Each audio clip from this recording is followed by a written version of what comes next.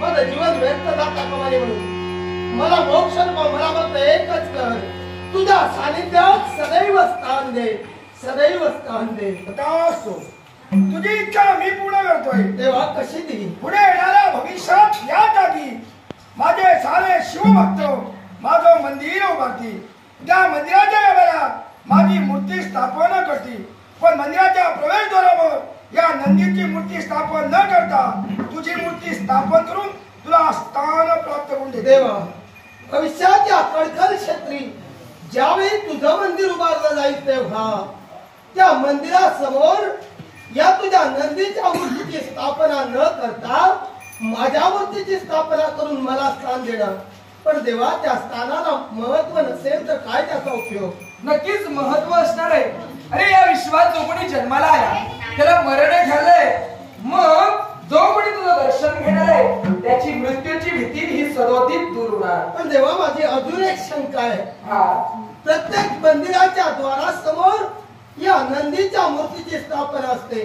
पण या कळकळ क्षेत्री जे मंदिर उभारलं जाईल त्या मंदिराच्या द्वारासमोर माझ्या मूर्तीची स्थापना असेल. मग या नंदीला स्थान ते कोणतं? शंका तुझी रास्त आहे. कारण नंदीच्या जागी तुला स्थान.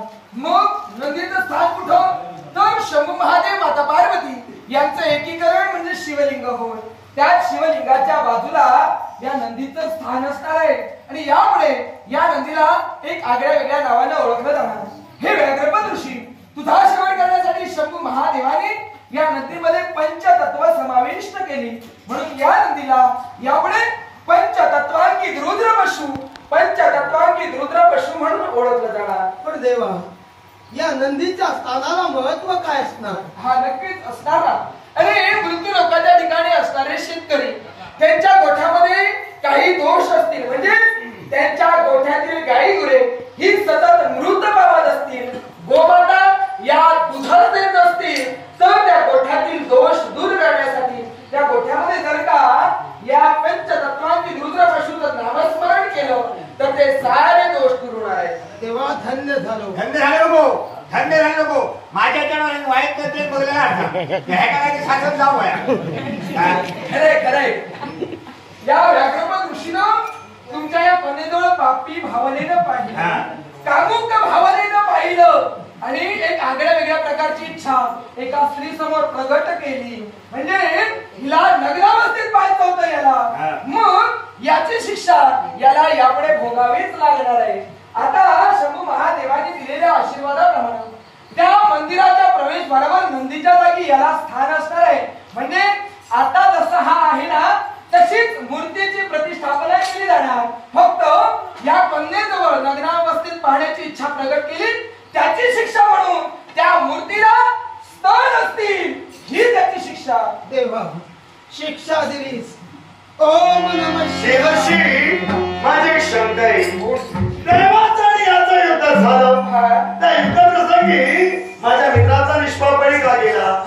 कारण या व्याघ्रपद ऋषीचं मरण आगळ्या वेगळ्या प्रकारे होतो. कोणत्या? त्रिभुवनाचा भाग घेणारा पशु ज्यावेळी निर्माण होईल त्या पशुमध्ये पंचतत्व समाविष्ट होऊन पंचतत्वांचा नायक आपल्या हाती असणाऱ्या शस्त्रागामी ज्यावेळी त्याच्यावर आघात करेल त्यावेळी तो मरणार होता.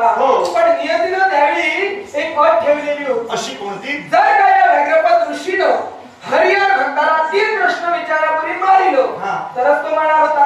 मग जसं त्याचं मरण होतं त्याप्रमाणे शंभू महादेव त्याचं मरण त्याच्यासमोर उभं करणारच होते. पण त्याआधी अटीची पूर्तता करणं गरजेचं होतं. मग त्या अटीप्रमाणे तुझा मित्र हा हरिहर भक्त मग तुझ्या या मित्राला त्यानं एकही प्रश्न विचारला नाही. म्हणजे 3 प्रश्न न विचारता याचा शेवट केला. म्हणजे अटीची पूर्तता झाली. व्याघ्रपद ऋषीचा शेवट झाला. मनातील शंका दूर झाली. देवा, तू तिथं आहेस तिथं आशा आहे. अर्धा आशेची निराशा न करता